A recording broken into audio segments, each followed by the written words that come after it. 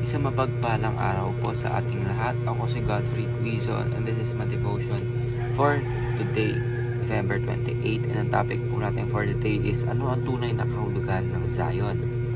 So, ano po ba yung Zion? Zion po in scripture often refers to Jerusalem, the city of David, the temple mount, and the dwelling place of God's presence.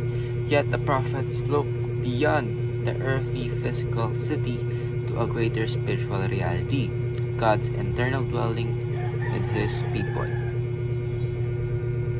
So, in the New Testament po, Zion po is fulfilled in Christ, the cornerstone of God's temple. In His church, the New Covenant community po.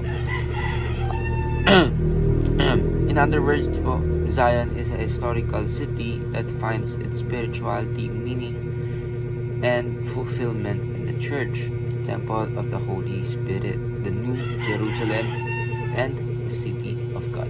So ating scripture for today is Isaiah chapter 2 verse 1 to 4. Basahin ko po. In the last days, the mount of the Lord's temple will be established as the highest of the mountains. It will be exalted above the hills, and all the nations will stream to it. Many people will come and say, "Come, let us go up to the mountains of the Lord, to the temple of God of Jacob. He will teach us His ways, so that we may walk in His paths. The law will go out from Zion, the word of the Lord from Jerusalem. He will judge between the nations and will settle disputes for many people, and will beat their swords into plowshares and their spears into pruning hooks. Nations will not take up swords against nations, nor will they train for war anymore."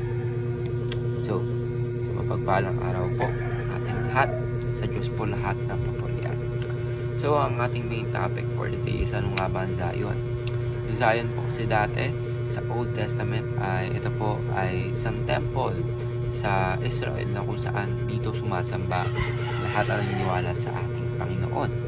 Pero in the New Testament, nung dumating na ang ating Panginoon, tayo na po ang naging church mismo. Nung sinagip po tayo ng ating Panginoon Jesucristo sa krus ng Kalbaryo, God turned tayo na nag-transform bilang church, dahil of course tayo po ang building kung saan ang puso natin ang namamahala ay ang ating Panginoon.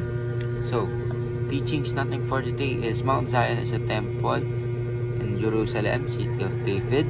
Mount Zion of the church is the church.